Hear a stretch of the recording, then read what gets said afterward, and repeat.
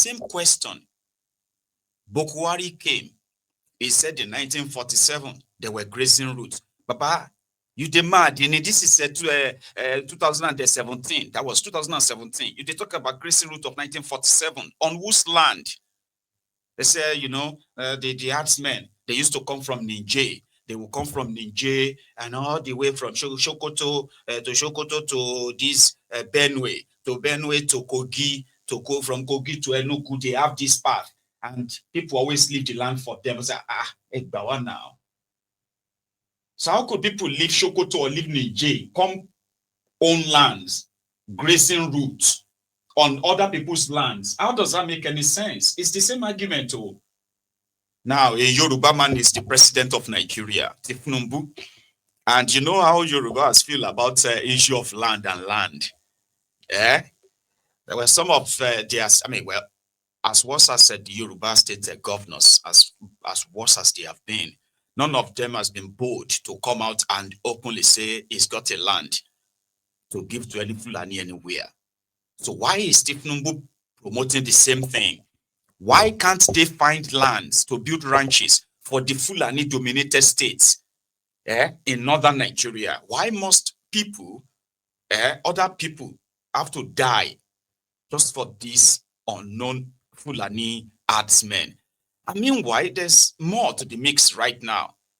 We are talking about those armed terrorists on bikes, ransacking villages, kidnapping people, attacking churches, that's a mix. So what is going to be the end to that? Like once we build ranches, okay, for the ones who have cows, like Baba, you want to open a garage, like you want to open a garage where you are going to possibly be, repairing cars. If you want to do that, you're not going to go and buy guns, mobilize few people with you, and start killing and kidnapping people. And once the government says, what do you want? You say, well, I need land to build shops. I need money. I need you to build me garages. I need garages here for all my people. Like, who does that? Livestock business is a private business. If we have states in Nigeria that are running farms, they are running livestock, sort of like, arts and all that in their states. In Nigeria, why can't the Fulanis that needs land buy lands? Why must government use fiat law to take people's land and then use people's money to build ranches for them? Like, who is that going to serve? Anyway, that's their own solution, and they've been pushing that for a while. And I bet it's right.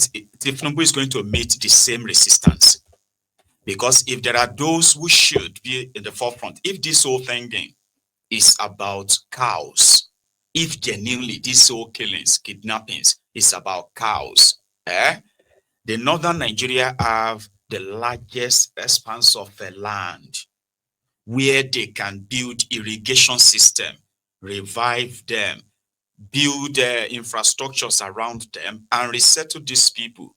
But it is never about ranches. How could the National Security Advisor to Tinubu, all the security advisors to him, from Rebatombo to himself, and everybody around him, how could they all conclude to all these killings and kidnappings is to take more money from no money that Nigeria is kind of like a wallowing, right? Take more money and forcefully take people's lands to resettle the Fulani, herdsmen. Fulani herdsmen. Politicians are using the politically sponsored terrorism against Nigerians. They are creating solutions that you ask yourself, who are the owners of their cows? If this is still about cows, now it is about coming in the middle of the night, ransacking villages, killing people, displacing them. That is the real issue. But no, let us build ranches, but with whose lands? Why can't Sokoto, Katsina, Kaduna? No, not Kaduna. Katsina, Niger, where else again? Zamfara. Trying to pick some of them. Borno. Why can't they lead in the project of resettling the Fulani herdsmen, so that we can know that, see you, if you see any Fulani, whether with cow or cow also, or with bikes, so in your region, they are terrorists, they are criminals, because right now they have built 12 standard massive ranches across 12 states in northern Nigeria. And guess what? The population of these herdsmen with their cows all over the place, we have relocated them back. Why can't they lead in that sort of project? Why should Nigeria pay for it? Like you want to buy your peace, let's buy our peace. Let us do that so that we can be alive. And for those who know these bloodsuckers that have never really faced any justice, Fulani terrorists are considered the fourth deadliest terrorist in the whole world. The first sort of like a number one terrorist in Nigeria is said to be APC, and that is coming from the Canadian sort of a Canadian judge, APC, Nigerian police and the rest of them. They are in that kind of like order. Yeah. Anyway, inside their own supposed arranging, where they are telling themselves that, you know what, we would be on one hand, mind you, they've actually set up the Ministry of Livestock. So, they've said that, Tinubu announced that about last year. And this livestock minister, there's a livestock minister. His job is to help find ways of compensating the Fulani terrorists. However they're going to do it, they will give them the money. So they have a livestock ministry, or Fulani terrorist ministry, that is being funded with taxpayers' money as we speak. And what they stand for in their own mind is that they want to do farmers' others settlements. What about those people that have been targeted and then slaughtered from Plateau State to Benue, to Taraba, to Zamfara, to Yobe, to Borono, yes, Chibok, and others like that? These are not people who had fights with herdsmen like cows. They didn't have any. They were not. Most of them are not farmers. They didn't have any clash or clashes with any form of herdsmen. But thousands of them have been slaughtered that got the attention of Donald Trump, in which it is believed it is religiously motivated Christian genocide in Nigeria. So Tinubu is trying to impress the Americans that they are willing to actually really go after these terrorists. Are you with me? But on the other hand, they are also willing to commit more billions of your money in trying to buy peace with this terrorist. So those of you who have been asking, when is Donald Trump going to then come? Here is another one. Take a look at this man. His name is, the Venerable Edwin Archie. He is not a farmer. He is not a herdsman. His wife, she is not a farmer. She is not an herdsman. The Fulani terrorists grabbed them. They killed the husband after about 40 days in captivity. Here you get. Here is the picture of the wife and the daughter still in captivity for over 2 months now. They have gone viral many times on social media and what have you, right? The terrorists will take pictures like this, sometimes videos, humiliating them, and post these clips on social media. These are not people who had any clash with herdsmen. They didn't have cows, or they didn't have any farm or anything. They were just traveling when the terrorists struck and kidnapped them. You know what I mean? So there are many, many, many like that. So when Donald Trump redesignated Nigeria as a country of, particular concern, where religious persecution and what have you, has led to the death of tens of thousands of people, and they just can't continue to look away. Rebadon flew to Washington to meet with Pete Hegseth, right? In order to offer them the time. I say, please give us time. We are putting the blood together to make sure that these killings and all of this insecurity and all that, they are completely under control. That's the effort they are pretending to be making. However, in that same breath, the man that Donald Trump said should please look into this and their own investigation and get back to him, right, is this Congressman Riley or Congressman Riley. You've heard him when they had their congressional hearing in America just about a few weeks ago as well on this same matter. Now, Riley has been in Nigeria. There have been so many other American delegates, delegations who have visited Nigeria in the last 4 weeks. So, one of them that led his own delegation on a fact-finding mission is this Riley guy.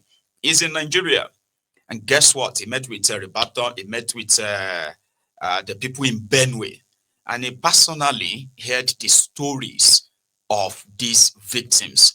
He said in Benue State alone, he verified that there is more than 500,000 internally displaced people, the refugees, it's popularly known or such a fancy name of internally displaced persons. These people were displaced or survived different attacks in the hands of the Fulani terrorists. Riley heard the story of a woman whose 5 children and her husband were slaughtered right before her very eyes in her presence. And she barely escaped with her unborn child, meaning she was pregnant, and she barely escaped, but she saw her 5 children killed. Another woman, right, was also killed, even as pregnant. She was pregnant. 3 of our own children were slaughtered as well by these terrorists. All these stories have now been collected. And yes, would Nigeria really go after them or not? Are you with me? So it is just going to be about, it's a matter of time, would you say? But also today, 10th of December 2025, right, in the same US, there was another, what do you call that again? Yeah, it's like an international press conference, where this same matter of the killings going on in Nigeria is still being debated. So don't let them tell you that maybe they said Trump was coming. Where is Trump now? Watch this. Well, the congressman that is kind of like organizing this, his name is Chris Smith. Now watch this. Thank you so much. Thank you, Congressman. Thank you for having me here. Thank you, Icon. One and foremost thing that somebody have said here is truth. Nigeria is supposed to embrace the truth. And starting from that truth and listening to what is happening from 1967 to 1970, we fought a war, civil war, and people don't like to address it. They don't want to hear anything about Biafra, but Biafra existed before Nigeria. So what had happened is that Nnamdi Kanu, the whistleblower about this particular genocide, Christian genocide that is happening now, that all of us are agreed on, they went after him because he was alerting people that this is going to happen, and they have just happened. What is it today? He's somewhere in Sokoto doing live them for nothing, just telling people that, hey, be careful, government should restructure the system that didn't work. In 67, that the same system is still what we're suffering today. The resources we're talking about one Nigeria, is based on our side, which is the southeast.